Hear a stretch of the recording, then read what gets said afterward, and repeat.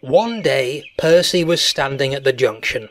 He had a long goods train which he was taking to Tidmouth, but he had to wait for Henry to pass with a passenger train before he could go on.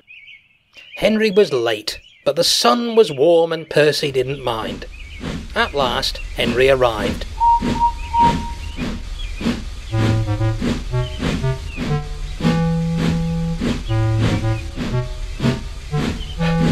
"I'm sorry I'm late," he panted. "I had to wait for ages for the connection of the other railway. Do you know," he went on, "that they have goods trains on the other railway that don't have brake vans? It doesn't seem right, does it? I'm glad to see you've still got yours." The signal dropped and Henry thought he'd better go. "Must make up for lost time. Goodbye."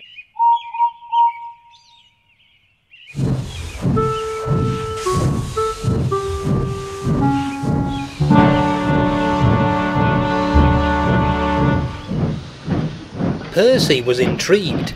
A goods train with no brake van, he thought to himself.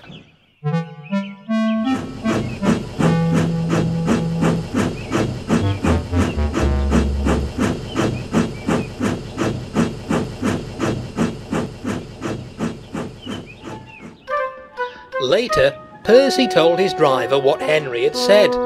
His driver laughed and explained.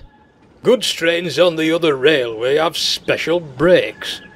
Like passenger trains and Henry's flying kipper, they don't need brake vans. Your trucks just have couplings, so they need brakes at each end of the train in case a coupling snaps. You know what stupid things trucks are? They did it to James on Gordon's Hill, remember?" "Pah!" scoffed Percy. He thought he knew better than James. "I know how to keep my trucks in order. What's good enough for the other railway is good enough for me. I don't need a stupid old brake van." "Don't be so silly, Percy," his driver scolded. But Percy took no notice. It would have been better if he had.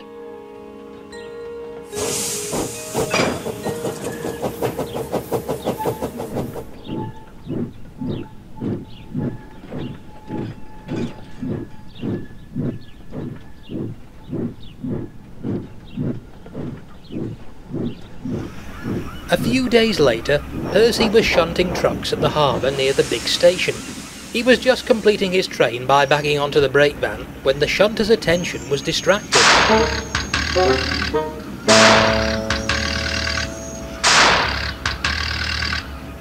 The shunter thought that he had coupled the brake van to the train, but he hadn't. The guard blew his whistle and Percy set off quickly, hoping to get a good run at the hill leading to the main line.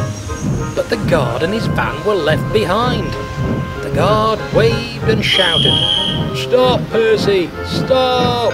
But Percy didn't hear. He was too busy climbing the hill. All might have been well if Percy hadn't started so quickly. Unfortunately, the jerk had weakened one of the couplings.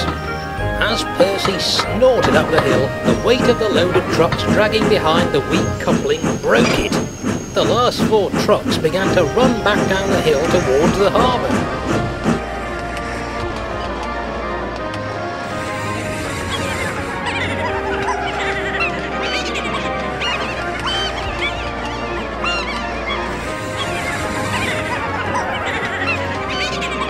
The guard was standing on the veranda of his brake van. He looked on in horror as the trucks hurtled towards him. He ran quickly to his brake handle and checked that it was fully on. Then he jumped clear, just in time. The trucks battered into the brake van with a resounding thump. The van shuddered and screeched as it was pushed along the line, but it stood firm and stayed on the rails. The truck's mad rush was halted. Percy's firemen soon noticed they'd lost the tail end of the train. Percy backed slowly down the hill to see what had happened. "Phew," remarked Percy's driver as they helped to clear up the mess. "You see, Percy, brake vans do have their uses after all."